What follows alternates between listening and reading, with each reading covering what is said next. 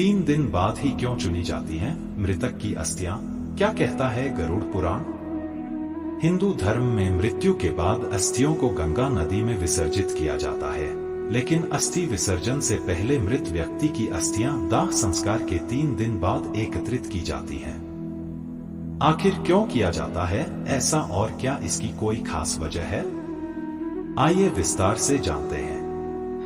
Video में आगे बढ़ने से पहले हमारे YouTube चैनल जीवन ज्ञान संगम को लाइक सब्सक्राइब करें और कमेंट में जय श्री राम लिख दे। आपका कल्याण ही कल्याण होगा। अस्थि विसर्जन किसी मृत व्यक्ति के दाह संस्कार के बाद किया जाने वाला एक अनुष्ठान है। इसका अर्थ होता है चिता में जल गए मृत व्यक्ति की हड्डियों और राख को जल में विसर्जित करना।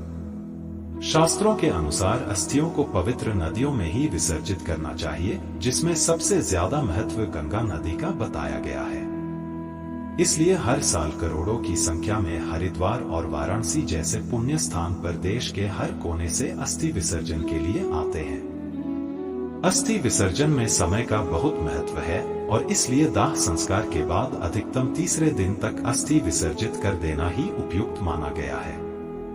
अब सवाल उठता है कि अस्थि विसर्जन से पहले और दाह संस्कार के तीसरे दिन ही क्यों मृतक की अस्थियां चुनी जाती हैं?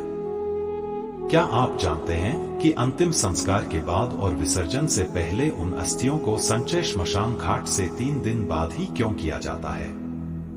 चलिए इस बारे में विस्तार से जानते हैं। अस्थि का संचय 3 दिन बाद ही क्यों?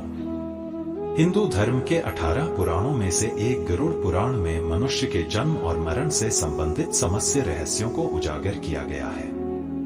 इन्हीं विचित्र रहस्यों के बीच गरुड़ पुराण में 3 दिन बाद अस्थि संचय करने के सही कारणों को बताया गया है और साथ ही अस्थि संचय के कुछ नियमों को वर्णन भी किया गया है, जिनमें से एक है मृत्यु के तीसरे, 7वें और 9वें दिन अस्थि संचय करना और साथ ही उनका विसर्जन 10 दिन के भीतर करना। दरअसल गरुड़ पुराण कहता है कि अंतिम संस्कार के तीसरे दिन अस्थि एकत्रित करना अति योग्य है, क्योंकि मंत्रों के उच्चारण की सहायता से अस्थियों में आकाश एवं तेज तत्वों की संयुक्त तरंगों का संक्रमण होता है, जो कि 3 दिनों के बाद कम होने लगती है। इसकी वजह से अस्थियों के चारों ओर निमित्त सुरक्षा कवच की क्षमता भी कम होने लगती है।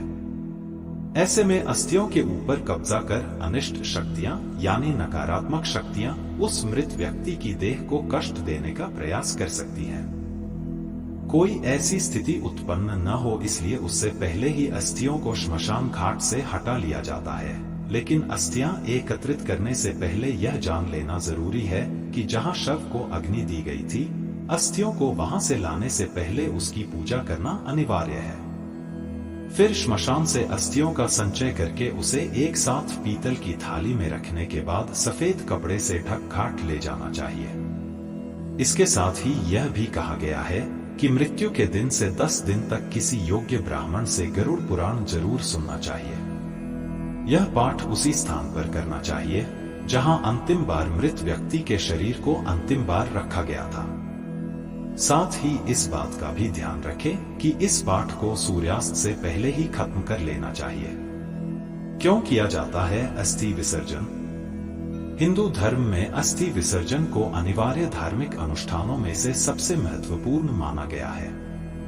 जब आत्मा शरीर को छोड़ देती है तो वह अपने नए जीवन में चली जाती है। शरीर 5 तत्वों यानी पृथ्वी, वायु, अग्नि, जल और पृथ्वी से बना है। दाह संस्कार करने पर शरीर इन 5 तत्वों यानी पंच तत्वों में विलीन हो जाता है। इसके बाद बची हुई हड्डियों और राख को शांतिपूर्ण में बहाया जाता है, जिससे मृत व्यक्ति पूरी तरह इस संसार से मुक्त हो जाए। इसलिए अस्थि विसर्जन किया जाता है। आज के लिए बस इतना ही। मिलते हैं न्यू वीडियो पर। जय हिंद, जय भारत।